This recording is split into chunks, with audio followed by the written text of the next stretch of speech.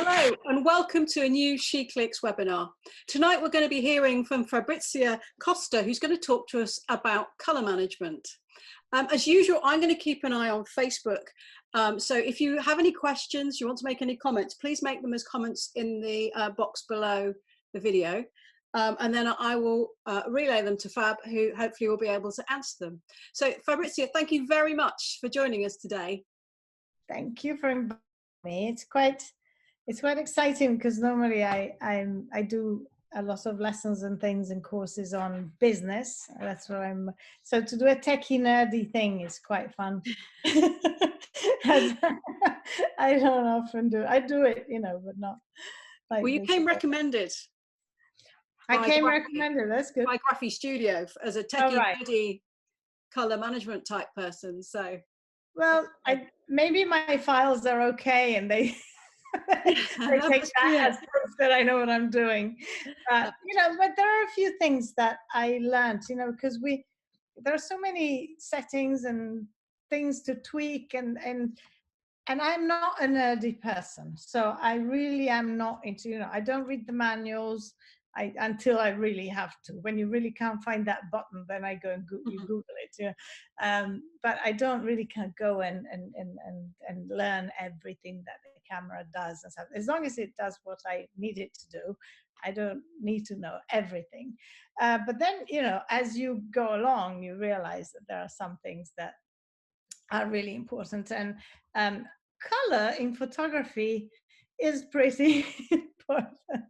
So to get it right is pretty major, and it's not complicated. I think the point of this is that color management is kind of one of those strange things that a lot of people are a bit scared about, and I think it's complicated or difficult, and they have to be nerds to understand it. So it's actually not complicated and not difficult, and you don't have to be a nerd to understand it. And it actually, you know, it's actually quite simple. So we're going to make it as simple as we can. And where should we start? I think we should start with the problems. Yeah, the problems that we have when we don't do this. Okay, when we have problems with colors in our files. We see that the colors are not quite what we want. Actually, even looking at this video right now, I was just going to say right now, you know, you have a color and I'm really yellow, right? Because I have a warm light right next to me and I have some warm lights up there. And you obviously have some like perfectly calibrated lights in your office. But I've noticed that the iMac camera makes everything quite warm. I always look very red.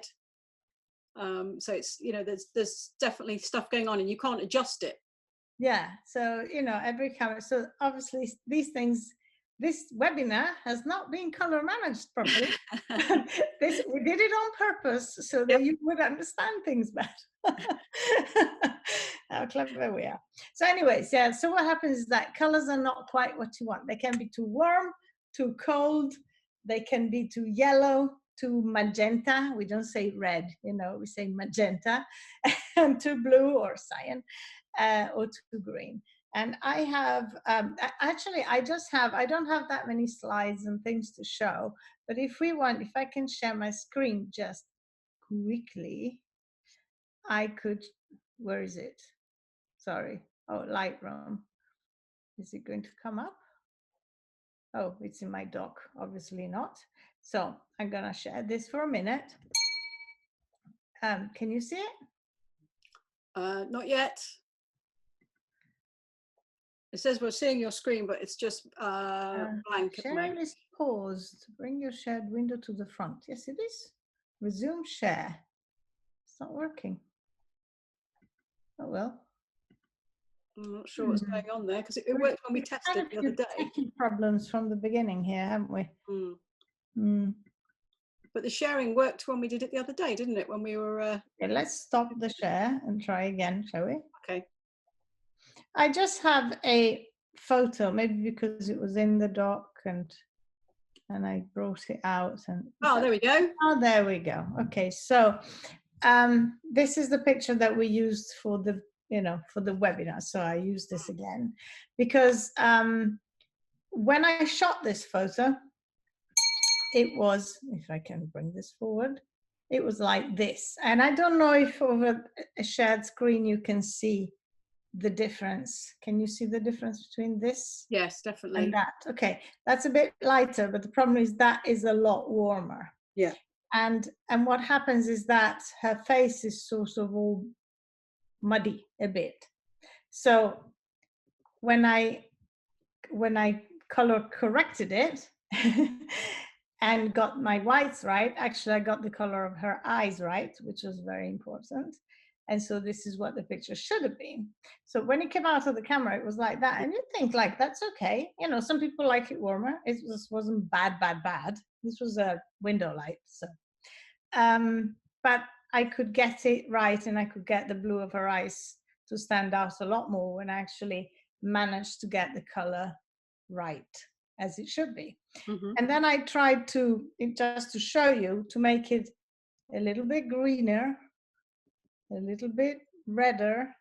Okay, this is a bit too redder. Yeah. This is too green. And then this is too blue. So it's very easy to get it wrong, because sometimes it also depends on the light that we have when we're editing something, and we don't really see the colors with our eyes. Our eyes compensate a lot. And so it's really important that we actually do this a bit scientifically. It was quite amazing. In my kitchen, I just moved to a new house, and I had this string of little LED lights underneath the kitchen cabinets. Really, really nice, very modern kitchen, beautiful, everything. And these LED lights were purplish. It looked stunning, like really kind of, whoa, when you turn them on. But then when you're trying to cook in it, you go like, whoa, it's all purple, right? It was just really purple. But then I realized that as I was cooking and preparing food and doing stuff, I would see things their normal color in the purple light, which means that your eyes compensate. If there is a cast, if there is a light, we don't actually see the yellow or the blue or the red. Our eyes tend to compensate. So if you're just editing a whole lot of very warm images, you tend to see them okay. And then when you try to print them, they turn out really yellow, and you go like, whoa, because maybe you're seeing them, a week later in another situation where your eyes are not compensating in the same way. And so we can't really trust our eyes to do this kind of work. We do need to have some techie stuff that helps us actually get the colors right. We can't eyeball it, like they say. So I'll stop sharing now so you can see me instead. And this is really important also if you're thinking of doing black and white, because and we'll see it later, when you convert into black and white, the colors actually in the picture get converted according to their values. And so you get a different black and white if the picture is properly managed color wise or not. So it really affects everything. So we have to remember that, and the techie stuff is that light has a temperature, right? And so we know, we talk about cool light and warm light, and it is a temperature, literally, like warm and cool, like we do with degrees Fahrenheit or Celsius. The degrees of light are called Kelvin, and they go from very, very cool, very blue, to very, very warm, very hot, really. So when you have different, in daylight, daylight is not all the same color. So you can have a color of light, a temperature in the sun, and you have another temperature of light in the shade. And then you have another temperature if it's raining, if it's dusk. You all heard about the golden hour. That's a very warm light that happens at sunset. And then you have the blue hour, which is just after dusk, and it's a very sort of cool light. So even in the way that we talk about it, we're talking about colors in light. So if you never heard of this, you actually probably have been saying it and you already know it in your deeper being, even if you've never really thought about it. And so these are just, all different spectrum of light for daylight. And then of course, all the artificial light has colors. So like I have a warm light here, which is some kind of lamp, I don't know. Tungsten light is very warm. Halogen light is quite warm. Fluorescent light, we're going to see, can be any color of, but we would see it white, but mostly it would be green or pink or or blue, or have different colors in it. And actually fluorescent light is possibly the biggest enemy of any photographer. When you walk into a place, look up, and if there's a fluorescent light, turn it off. It doesn't matter. And I'll show you why in a minute. So all of these things affect our colors really, really a lot. Light, really, because that's what we do. Photography is painting, writing with light. That's what makes the photos. So if the light is colored, it's going to affect the colors in our photos. So photos are affected by different light tones. They're also affected by different cameras. You can have the same settings on cameras, and wedding photographers know this. They may have the same camera, same lenses, same settings, same, aperture, same everything, and they shoot on 2 different cameras, and they have slight color differences just because.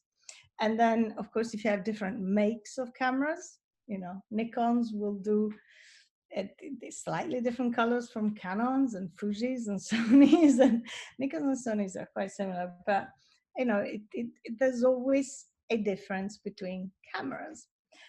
And then there's differences in software. So if you open a picture in Photoshop and Lightroom or Bridge or another editing, and you open the same image on your desktop in different software, you're going to see that it comes up in all sorts of different colors. And so this is enough to shut everything and say, right, forget it, I'm going to do something else. I'll be a baker or something, something scientific where you can measure things and put them in the oven at the right temperature and come out the same way. But a bit like a baker, we're going to try and find the recipes to make this work. And then, of course, this affects also, your printers, your paper. That also affects the colors that you're going to end up with. And so all of that workflow needs to be managed. Okay. Now, there's a difference between color management and color correction. There are 2 different things, and they should not be mistaken for one another. And they're both really, really important that that they're done right in their own space and at the right time. Is it clear so far? Do you have any questions? I don't want to just keep rambling on if people have I'm doubts. not seeing any questions yet. Okay, great. But I'm keeping an eye. Is anybody watching? Yes, we've got people watching, don't worry. Okay, well, tell us if you like it. If it's clear enough, that's the main thing. Okay, so color management, color correction are not the same thing. They're both really important.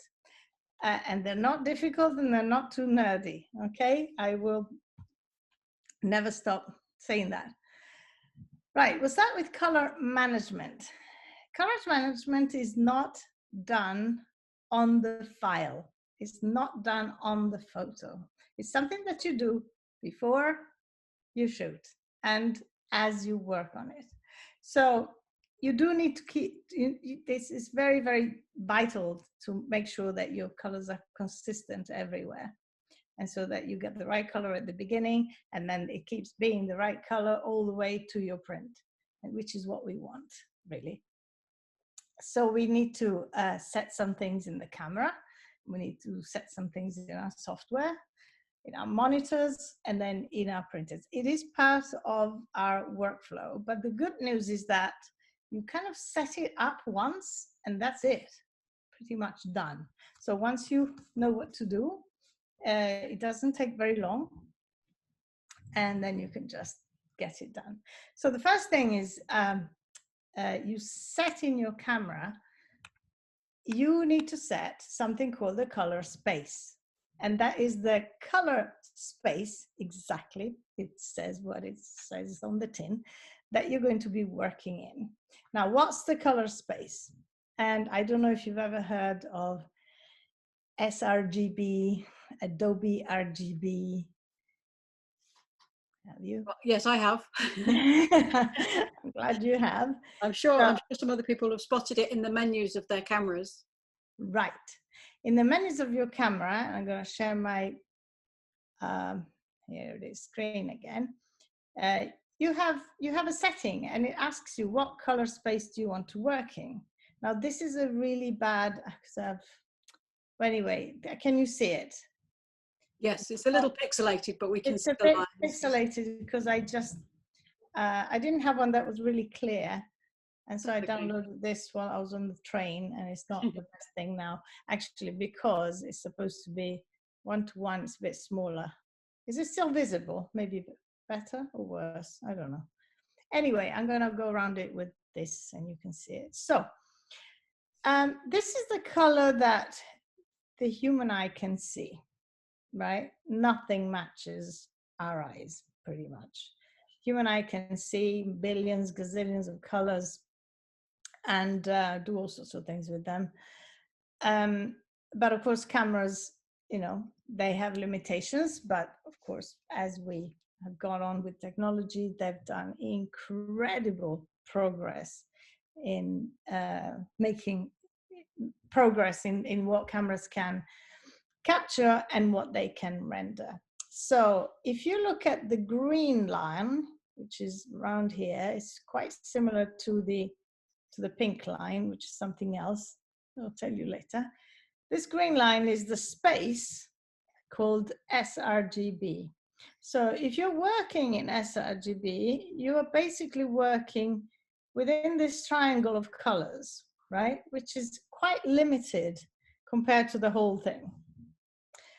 If you're working in Adobe RGB, you're working in this bigger triangle of colors, right? Which means that your files will have more color, more details, more color, basically. Because instead of having just this bit of green, they're going to have all of that bit of green. Instead of just this bit of blue, there's going to be a bit more blue. It just goes up, especially in these colors. So it's a bigger space. It's like having a bigger flat with more stuff in it that you can play with. So when we, why is this important? Because if we set our cameras to sRGB, we're going to miss out on all of this stuff that Adobe RGB can give us. The only thing that a lot of people have a preference for sRGB is because you can, when you say publish a photo online, on Facebook or everywhere on the web, it gets compressed. If it's Adobe RGB, it just gets automatically compressed. And then people complain that, oh, I loaded my photo and it looks horrible. And the reason is because you need to export it, and we're going to come to that at the end of our workflow, in sRGB if you want to put it on the web. But the fact that you want to sometimes convert it and export it in sRGB doesn't mean that it's a good idea to actually have that as a setting in your camera, because you're just working in a smaller space and you can't make that up later. If you don't have it, if you don't record it right at the beginning, you're not going to be able to export in Adobe RGB or in any space bigger than what you have. So I don't know about you, Angela, but my suggestion is that you always set your camera to Adobe RGB and then make a decision about what you want to do with it, and according to if it's going to a printer that accepts your files in the Adobe RGB range, then it goes like full blast on that. And if you need to send it to a printer that only accepts sRGB, then you make it smaller and you send it that way. If you put it online, it's going to be sRGB. And if you are sending something to be printed on an online company like, for cards and things like that, like Moo, you have to be very careful, because most printers that are not photographic printers only accept CYMK. And that is a whole other smaller, as you can see, profile that you just have to convert your files to that if you want to do that. I once got these really wonderful cards, got them printed from Moo, and they came back and they were really dark and horrible. And I had not converted my files, so don't make the same mistake. It was an expensive thing. They were actually very nice, and I think we printed for like half price, but it wasn't nice. So anyway, that hardly ever happens. I'm just saying it because it happened to me, and it can happen to you, especially if you're printing, little flyers and things like that you want to share, with clients or for promotion, and your business cards or whatever. Just be very careful what kind of files and what kind of color profile that printer is going to accept. What have I done? Okay. But for our normal work and for photography, we are going to be talking about sRGB and Adobe RGB. Now you see this thing called Photo RGB. What is that? That is the big one. See, the big triangle. Of course, ProPhoto is a space that is much bigger. And actually Lightroom operates in this space when it opens raw files. But what happens is that the majority of monitors can't even see that. So even if you're working on it, technically, you can't really see it. So you can edit in that, but eventually you'll have to export in another smaller size, as it were. Is this one clear? Because this is the only techie nerdy thing that needs to be understood. But I think if you think about it in terms of an absolute space, you're moving in a bigger space or a smaller space, and you want as much space as you can, obviously, to be able to have as much information in your files as you possibly can. That's simple. The comments I'm seeing, people are understanding what you're saying. That's good. So I'm just, so Maggie has reiterated basically that you should capture with a big or a wide color space, and then if you need to export to a smaller one, you do it then, because then you've got the maximum amount of data essentially. Absolutely. Yeah. Yes. Okay. Yes. So in your camera, that's the first thing you're going to do, is to set your color space to Adobe RGB, and that's your first step. The second step in your color management thing is to, and this is the big word, calibrate your monitor. And this is really, really essential. And I don't know how many of you, okay, this is the question. I don't know how many people are watching. I want to ask, how many of you have your monitor calibrated? So there's a little delay, so it'll take a while for people to... I'm going to carry on. Okay. In the meantime, I'm going to give you a hint also. If you're not sure, it's not. Okay? If you're thinking like, I'm not sure if my monitor is calibrated, it means that it's not. If it is calibrated, you know it. And the ones who know it will say, yes, I've done it. Or someone will say, oh, yes, it was a month ago. It's time to do it again. Now, what does this mean? And why is it important? Your monitor, your screen, whatever it is that you're, working on, is like having a pair of glasses on, right? And so if you have clear glasses, you're going to see the right colors. But if you have pink glasses, orange glasses, blue glasses, or any other color glasses, of course, yeah, your eyes can compensate, but it is a tough one. You're not going to see the right colors. And therefore, then you're going to be editing and doing your color balance, your color correction, which you're going to see in a minute, and all of that work that you're going to do. And it's all going to be wrong because you're starting off with something that you're not seeing right. So calibrating your monitor is the first and most important thing to do. And it's not complicated and it's not difficult. It also affects not just your colors, it affects your saturation, your brightness, your contrast, your black and white conversions, like we said, because it all depends on the colors of your file. So if you don't calibrate your monitors, you're never going to get the right colors in your files, and you're never going to get the right colors in your printers. Now, of course, you're going to see it right. You're going to put it on Facebook. You're going to see it with the same monitor. You're going to think it's okay. And then we're all going to say, it's a bit too warm for me. And you go like, oh, no, actually, I like them that way. But because you haven't seen it, right? So it's really important. Now, how do you calibrate your monitor? And you use a calibrator. There are quite a few on the market, and Angela very conveniently has one there. I don't know which one you have, a spider? Yeah, it's on a little tripod, because I you know, it can monitor the ambient light, so I'll leave it there so it's monitoring the same light as the screen. Yeah, so maybe you could just say how that works in a few minutes. So if I just take that off, I've got the cable wrapped around, just a second.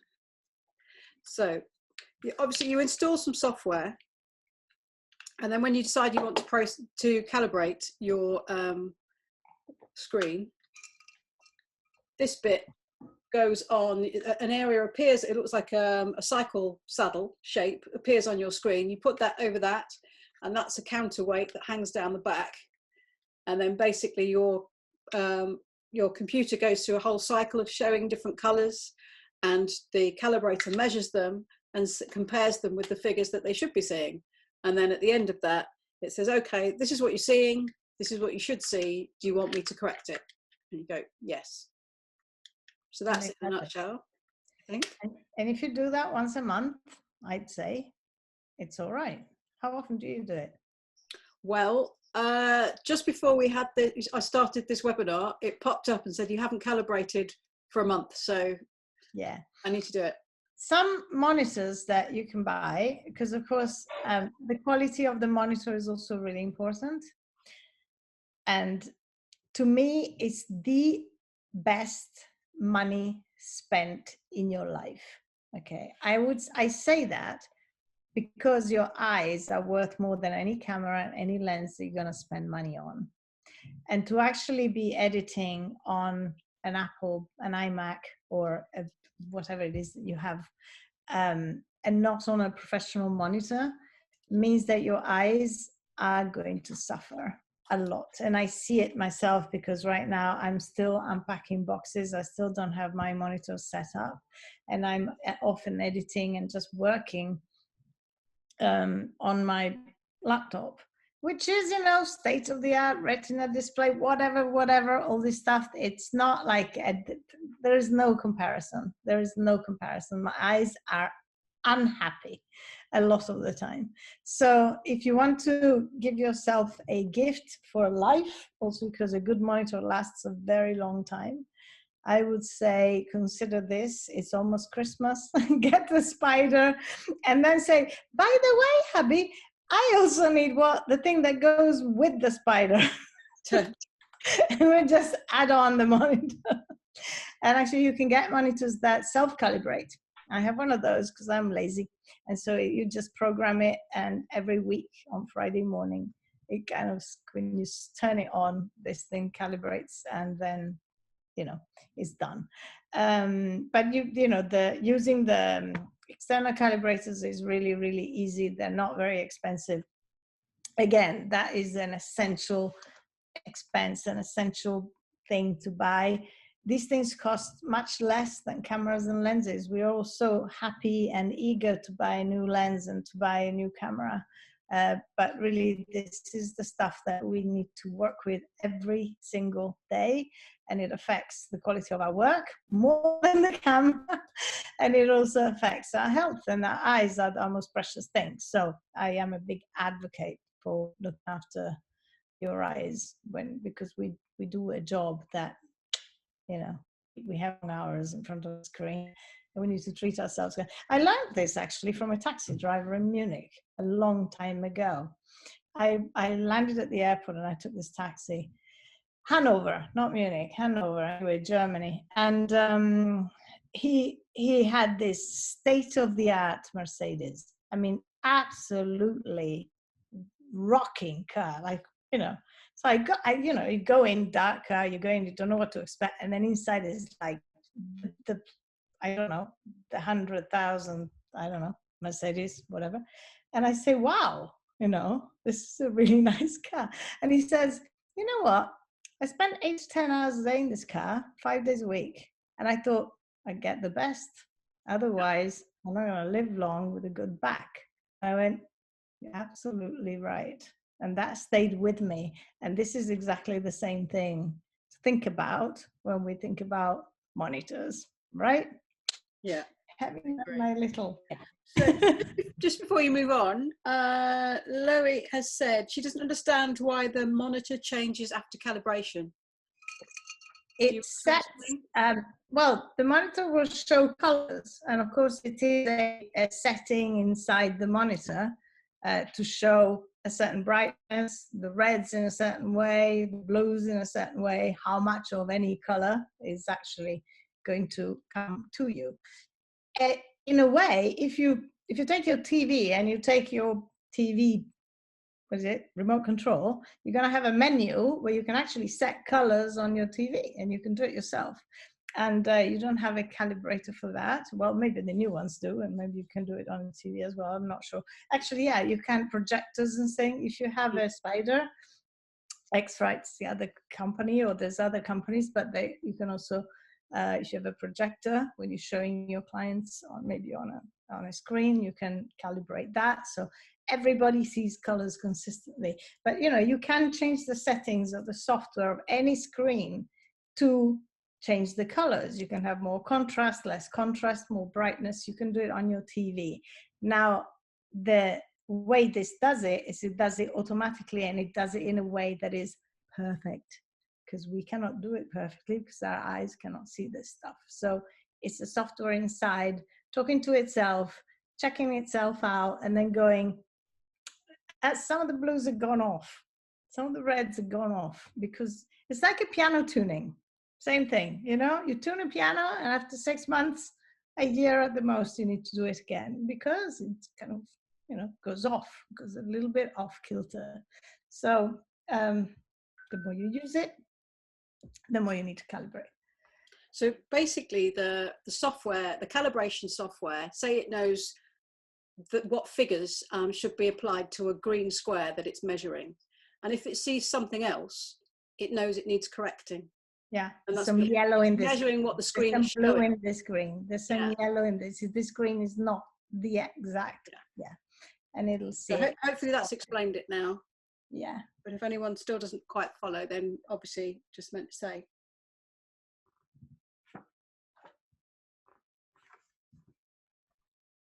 Yeah. All good? Yeah, good. Fairly clear? Not too nerdy. Right, now, this is it really for color management. Except when you export, then that's the other last bit. We're going to talk about it. The color correction is something you do a little bit in camera and in post-production when you're editing. So there's two times when you need to think about it. Now, in camera, you set what is called the white balance. If you have that little WB thing, and you can set it on auto, which is very nice. But it really depends on if you shoot JPEGs or if you shoot RAW files. Now, if you shoot RAW files, you know those settings on your camera that it says sun, shade, a little house, the rain, or the little lamp, tungsten, all of those little settings that are to set the white balance, to make sure that the whites are white in your, and that your colors come out right, and not too blue and not too yellow and not too, too to an extent. Of course, it doesn't do a perfect job, which is why we then calibrate the monitors, but you know, it does do a bit of it in camera. Now, if you're shooting JPEG, you must do this, because you cannot really do it very well when you're editing. And if you do it later, because in a JPEG, what happens in a JPEG? Let's go back a little bit. What is the difference between JPEG and RAW file? Shall we talk about this just slightly?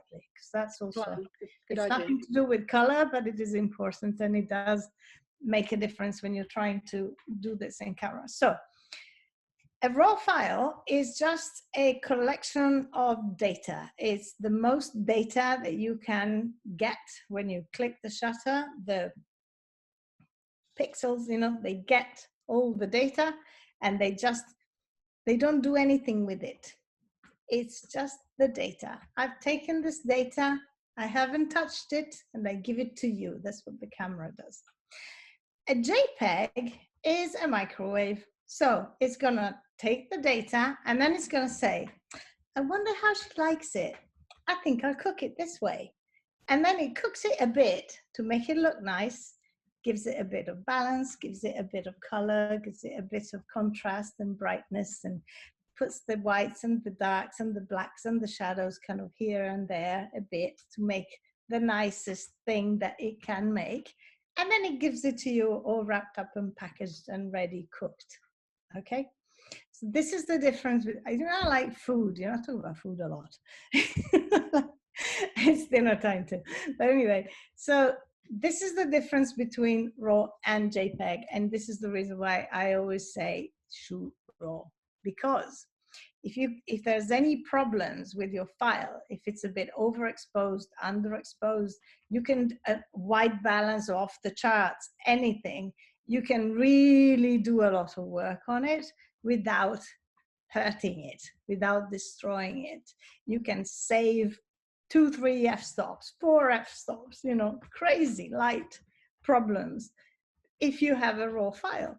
If you have a JPEG, it's been cooked, and a lot of data has been taken away. A lot of data has been destroyed, because of course it's gonna just keep whatever it likes to give you that look, and then get rid of it, get rid of the rest that it doesn't need. So then you are missing data and you cannot recover it, and it's been cooked. Yeah, it's really hard to, you know, to uncook something that's been cooked.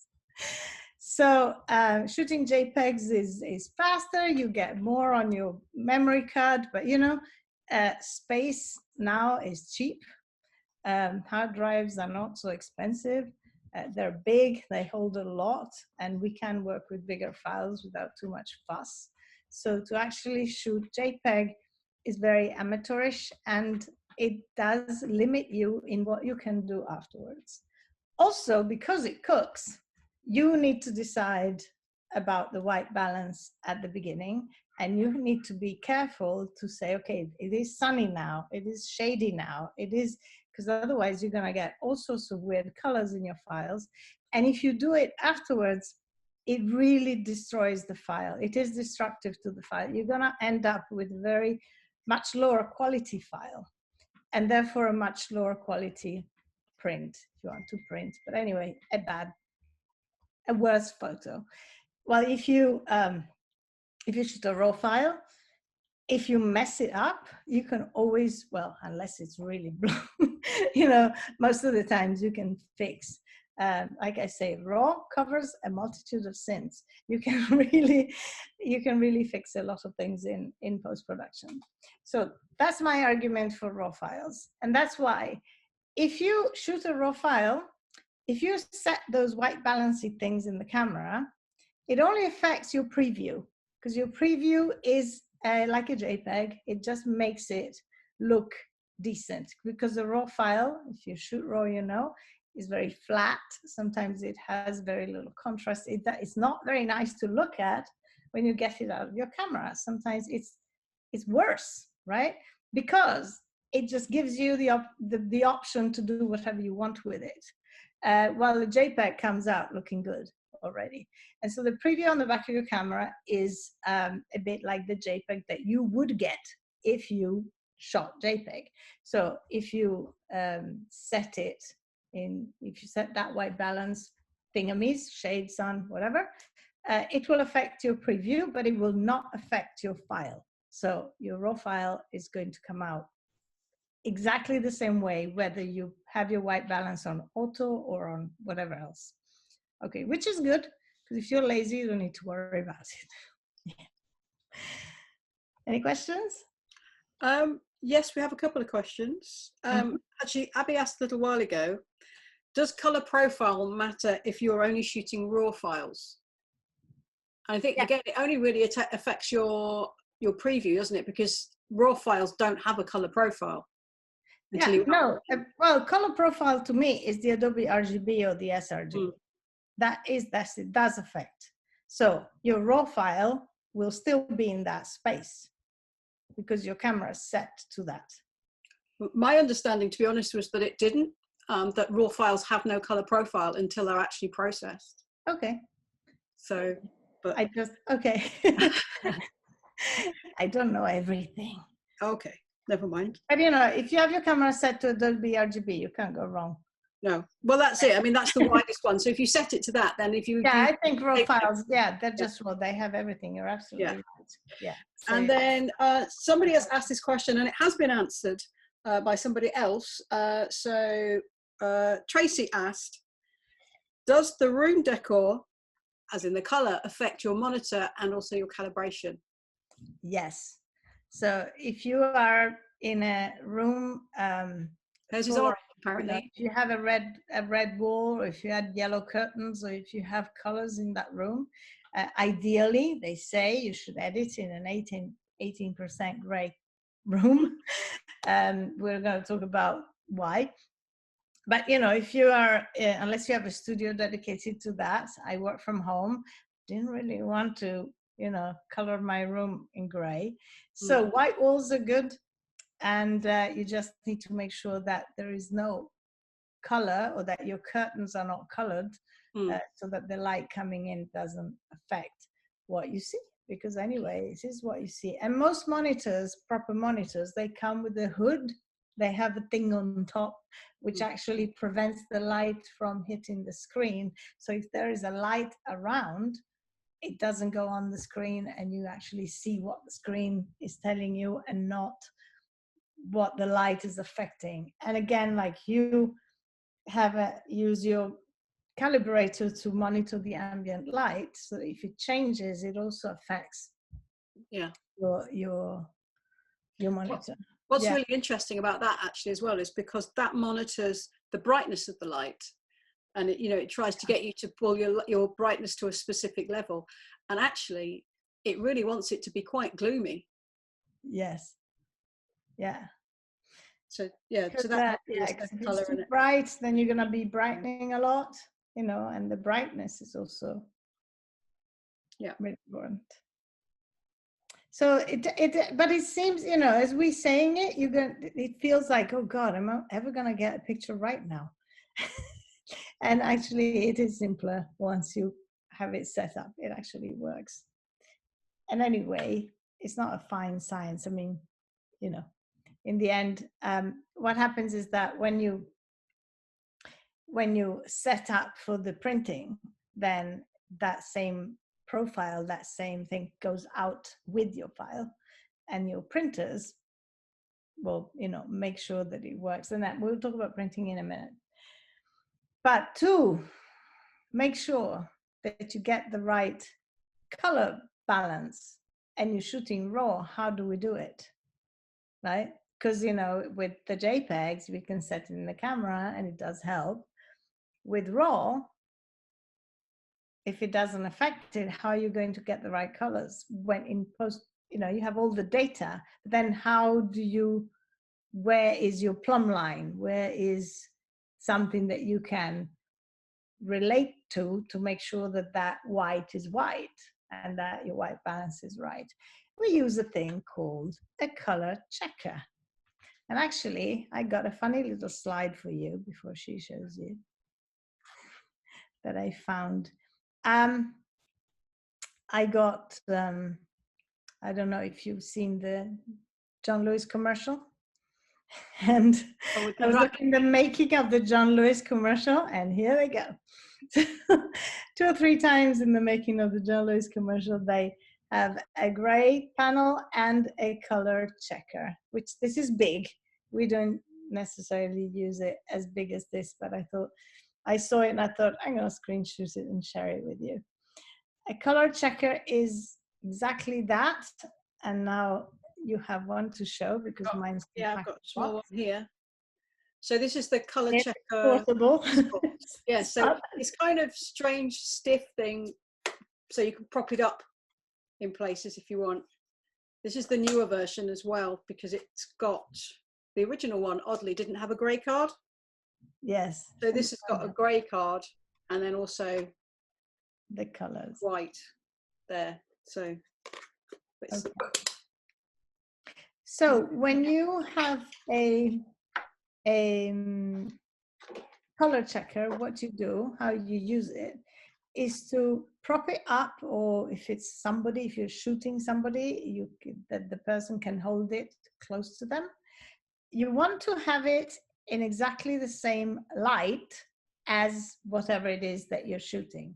So if you're going to, if the situation moves somewhere else and the light changes, you need to shoot it. So you shoot just the first shot, you have it in the picture.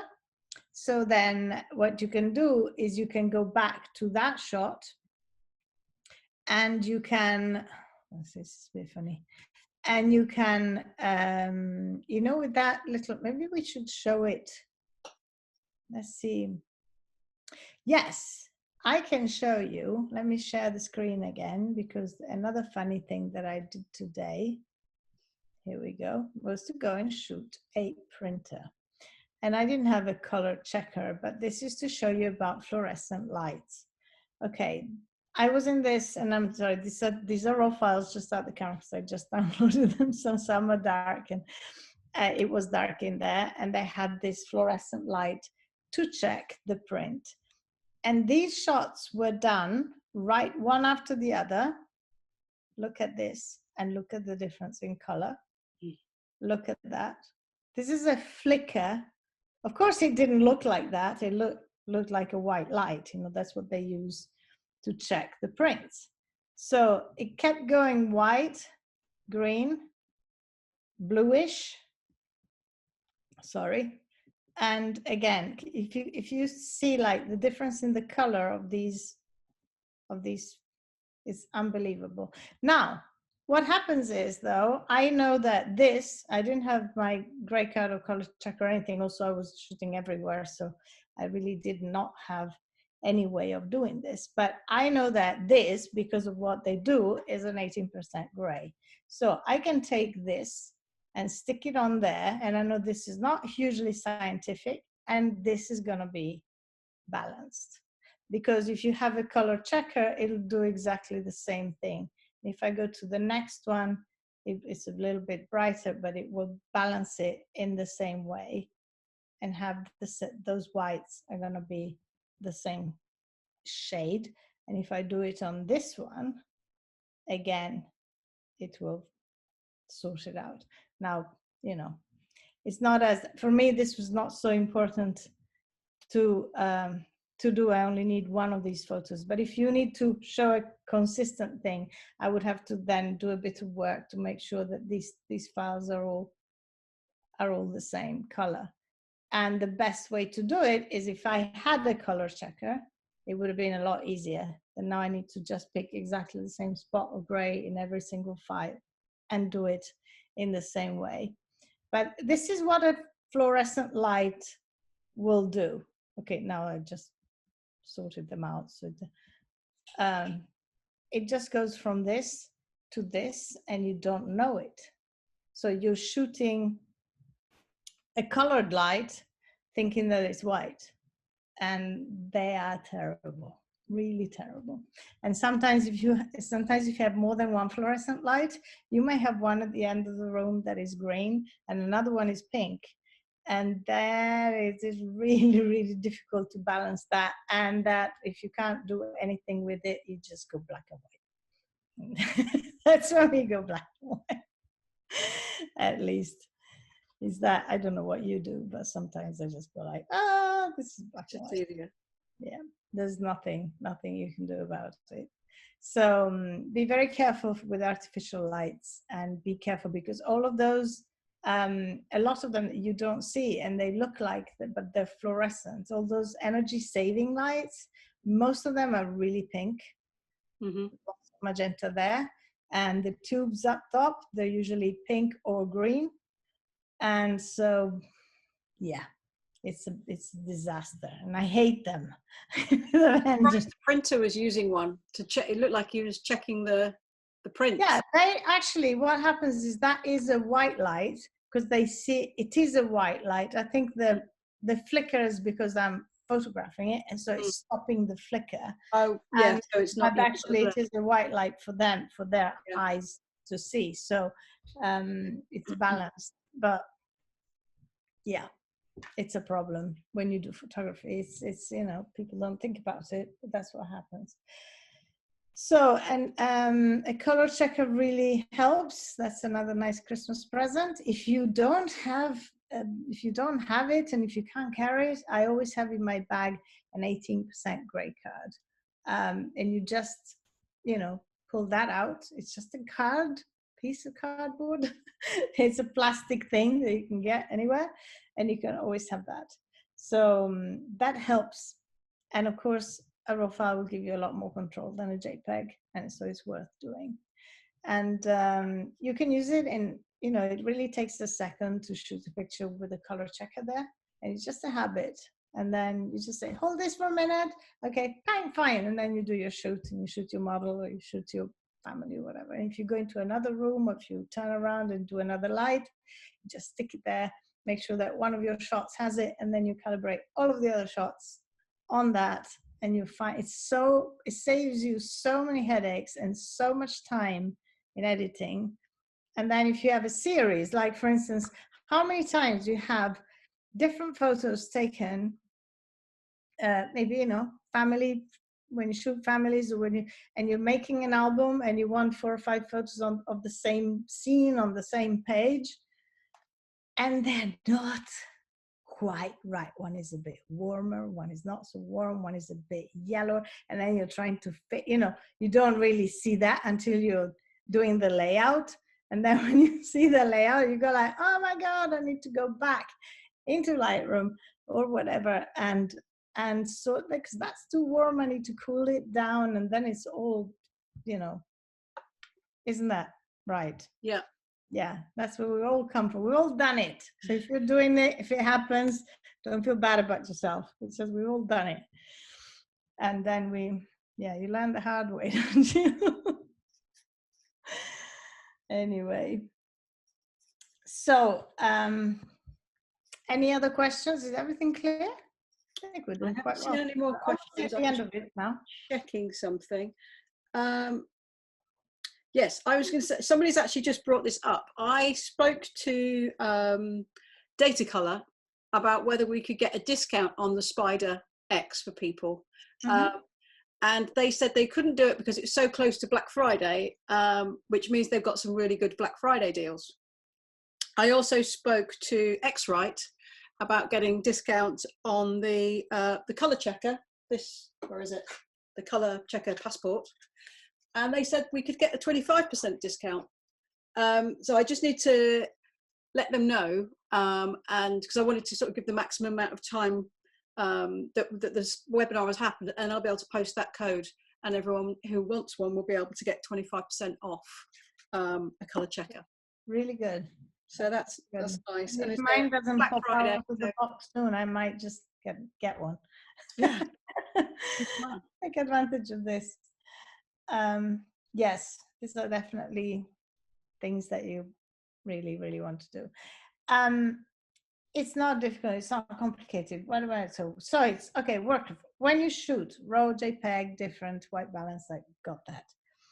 You set up your color space in camera, don't bother if you do raw. And then when you export, that's important. When you export from Photoshop or Lightroom, like I said, works in this Pro Photo thing. But then when you export, you need to tell it which color space you want your file to be, depending on where it's going to go. Now, for instance, I work with Graphy and they accept files in Adobe RGB. So I shoot and I export in Adobe RGB. And some printers only accept files in sRGB. If you send them an Adobe RGB, it gets compressed, and it doesn't get compressed by you, it gets compressed by some system. And of course, things then become very dull, and colors become very dull, and it can get darker, very matted, and it's just muddy. It becomes like, compression is not very nice. And so you want to always know, and I suggest if you have a printer, if you're beginning to work with a printer, is that you send them a few files, you do a few tests. When the prints come back, you have a calibrated monitor, and you look at the print and you see that it looks the same color. And if it doesn't, then you go back to them and you make sure that what you're sending them is what they're sending back.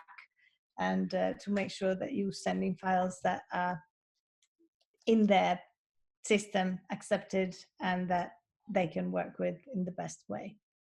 So these are the three moments when you want to be careful in your workflow that you set the colors right, profiles, management, correction, and all of that. It's not difficult, it's not complicated. Like I said, most of these things, you set them up once and they're done, and then you recalibrate the monitor once a month and it's fine. It's not expensive. It's not hundreds and hundreds of pounds like cameras do or lenses. And then at the end, you get consistent results, which is what we want. This is the difference between professional photography and amateur photography, that, by chance, they get the right color sometimes. And actually, I'm just saying that there's a lot of amateurs that are very serious about their photography and they do this. And unfortunately, I see a lot of professionals that don't. And this is really, really important. So I think I've said everything. Can you think of anything else? Well, we've got another question, another couple of questions. Loie has asked again. Asked another question. She's not asked something again. She uses Loxley and they use sRGB for print. So she's saying, is it worth shooting in Adobe RGB? And I think just to reiterate your point about having the bigger area, color space. And if you shoot RAW, you got even more, right? So I think files, files are forever. It's like now you're printing with Loxley, and I printed with Loxley a long time. I was in Austria and I was printing with Loxley before I went to Graphy. But the Loxley are very good, they're lovely people, I really like them. And they do great albums and great work. And now you're working with Loxley, fine, but maybe one day you'll be working with someone else, and maybe one of those files you'll want to print again. So why limit yourself in what you have? Then you can export for, like I said, whatever it is that you're printing at the moment. The reason why we choose our printers depends on so many things: the quality that we want to give our clients, or the prices that we want to pay or not pay, or whatever. It all makes sense to have. Anyway, the print that comes back is good. I'm not saying that if you send an sRGB to a good printer, sometimes you send Adobe RGB to printers, come back and it's terrible because their papers are not right, because their colors will fade after 6 months.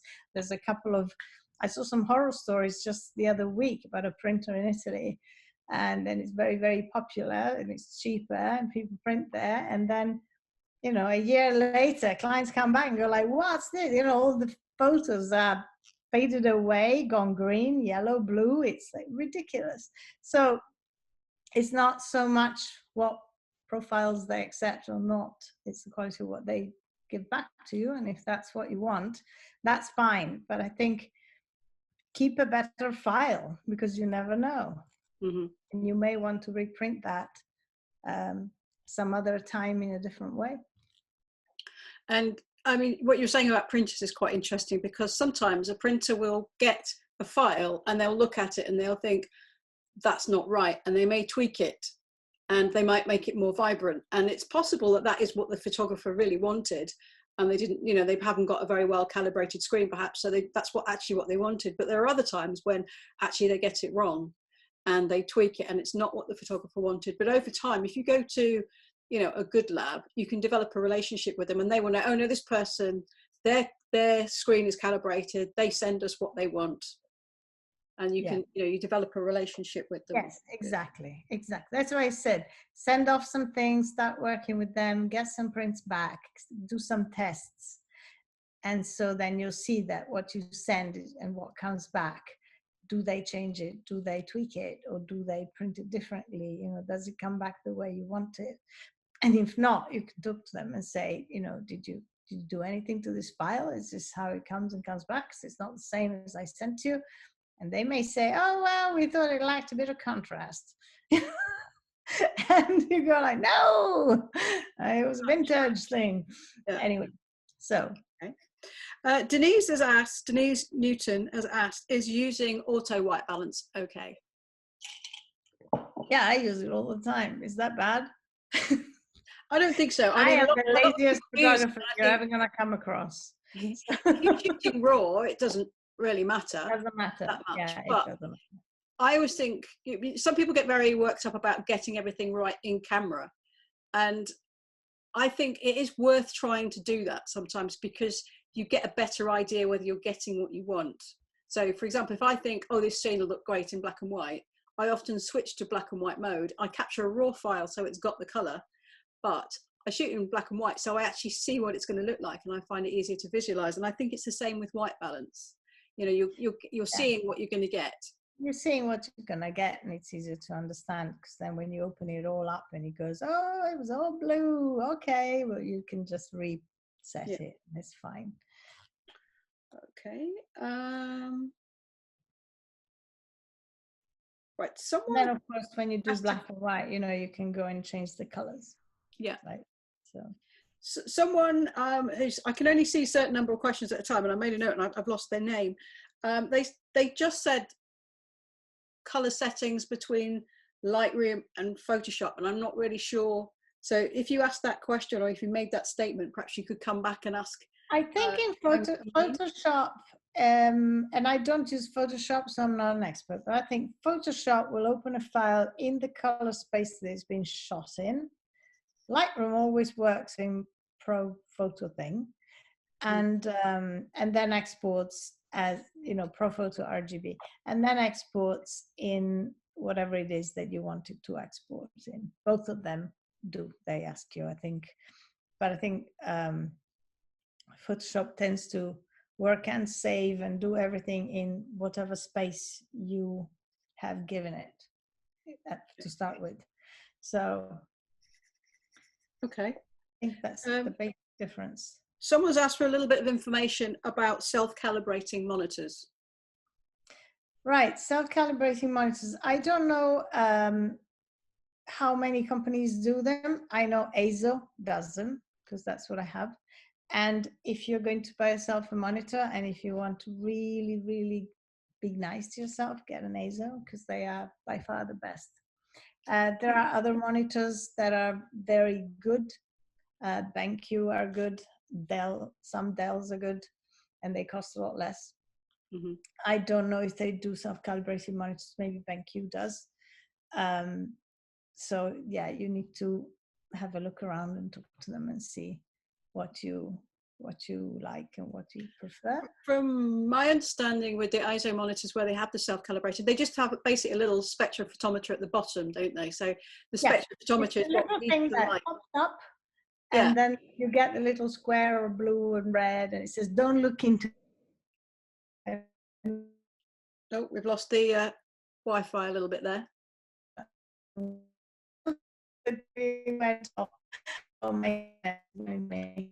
I think we're just losing the Wi-Fi, so the signal's gone. We might just have to pause.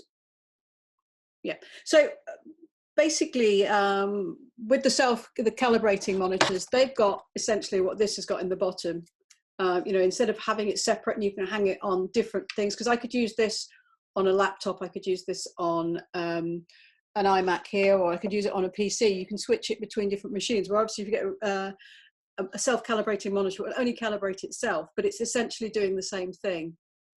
So that's, you know, but it is quite a nice thing to have. Right, it looks like we've lost Fab. She did have problems with her internet signal earlier. So let's have a look, see if there's any more questions. For a laptop, does it matter if you have high-res HD OLED screen for color calibration? No, it doesn't matter, because I mean, obviously a high-resolution screen will enable you to see more detail, but the calibrator actually just looks at solid blocks of color. So it's just looking at the color and assessing them, and then comparing it with its chart of how a color should read, and then it says, right, okay, that green is too yellow, so it tells the monitor to correct by putting a bit more blue in to make the correct green. So that should be okay. I'm just trying to think. I'm sure there was another question.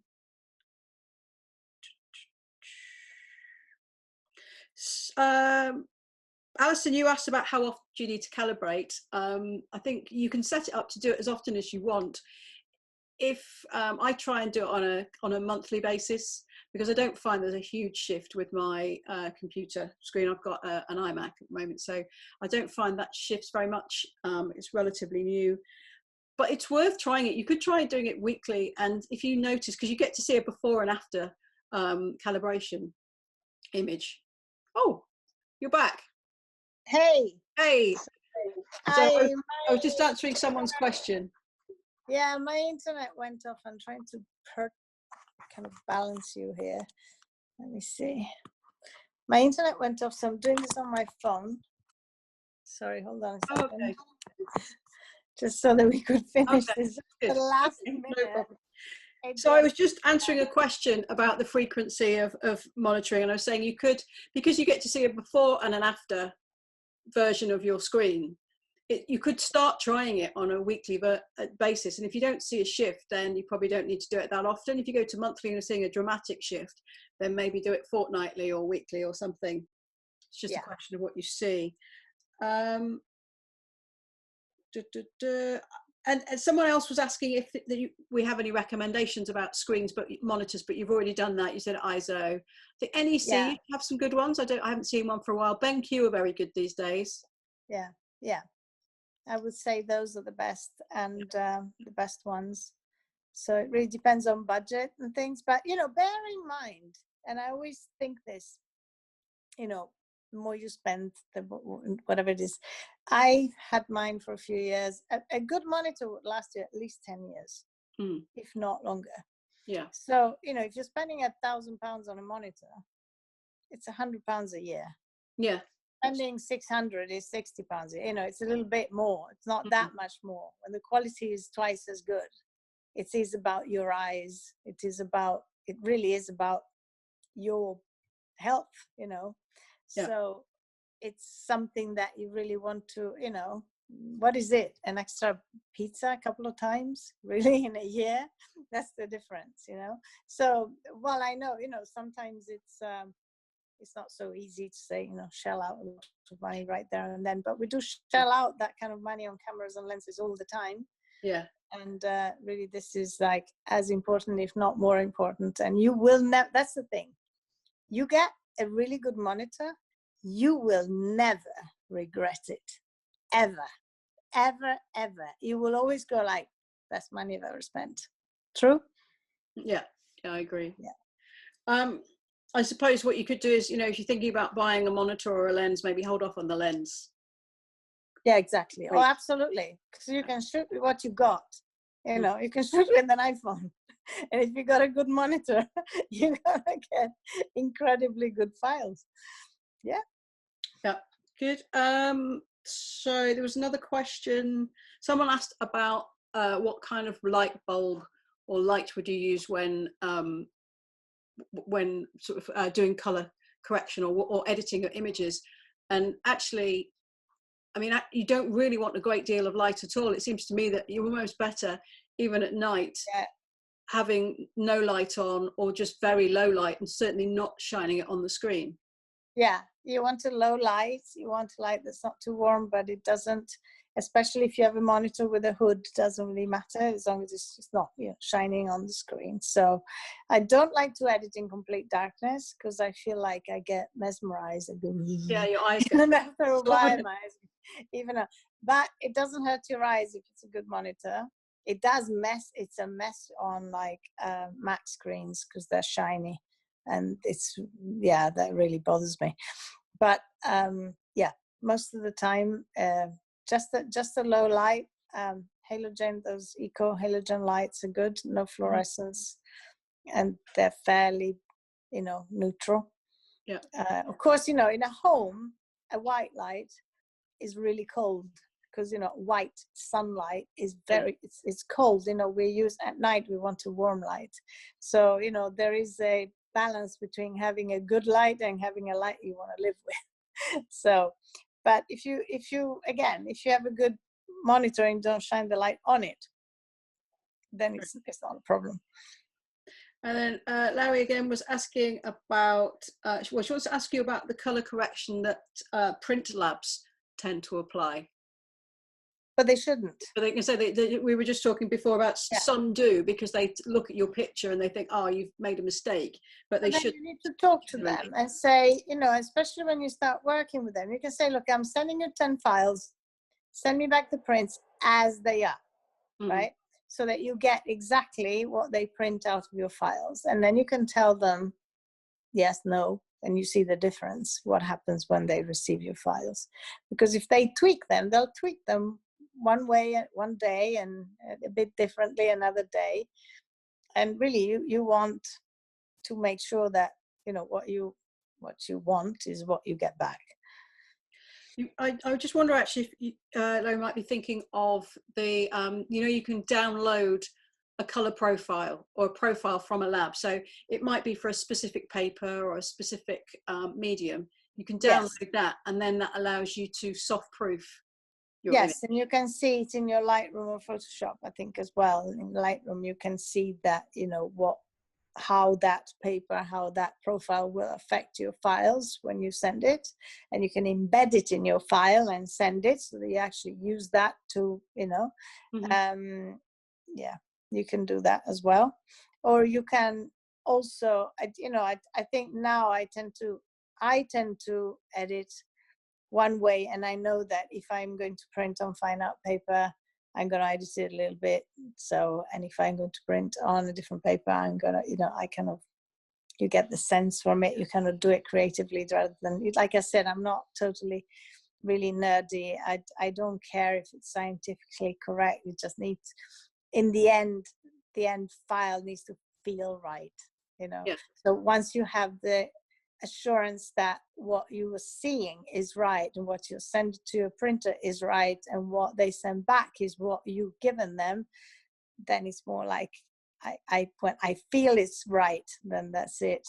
Forget the color profile, you know, in the end. Okay. We had a webinar with Lizzie Shepherd quite a long time ago, and she was talking about printing at home. And of course, that was when she was talking about using different papers, the different effects, different looks you get. You know, some are slightly warmer, some are cooler, some have got texture, and some emphasize contrast, and some don't. And it's the same, exactly the same, when you choose a medium at a lab, isn't it? It's just exactly. You so you really want to test different papers in different ways. And printing at home is fascinating. It's an art. It's a skill. You need to learn it, and it's a learning curve, and there's a lot of testing and tweaking and trial and error, and a bit more nerdy stuff that you need to know, I think, that I was never quite willing to get into. Okay. I keep glancing down because this is where I've got my laptop, so I can just see whether anybody is asking any more questions. And I think there's just a bit of discussion going on about not ticking the box now for color correction when they order their prints, and also trying with lights off because someone's got their light shining behind them, and maybe just have a lamp somewhere. Yeah. So I think we've got to the end of the questions. Right. So what I would say that, to keep this thing going would be nice if in the group now, if you are going out shooting, whoever listens to this webinar, whether live or in the next few days, whenever it is, it is recorded. So to maybe see what you're doing and see a before and after of files that you color corrected, or things as you apply these things, the changes that it makes to your work. And maybe you could just share that, or if you have any questions or troublesome files then also post them and we can keep the conversation going for any good one to try to shoot raw and JPEG, but shoot with the wrong white balance. So say if you're shooting it outside in daylight, shoot in tungsten and then try and edit the JPEG back to make it neutral, and then try and edit the raw file. That's a good exercise. You see, you'll realize what the issue is. You might get away with it occasionally, but it's worth trying in different situations. And invariably that time when you, for some reason, whatever, raw's turned off, you shoot a JPEG, it's the time when you use the wrong white balance. And a lot of people shoot JPEGs because it's faster, and they say, I don't want to bother with so much post-production and this and that, but like we have presets. There is no reason to shoot JPEGs and not being able to do what you want with your files when we can actually have, make our own presets. It takes me 0 time to edit stuff now because I know that I got my own presets. I go it really takes a minute to edit a raw file the way it should be.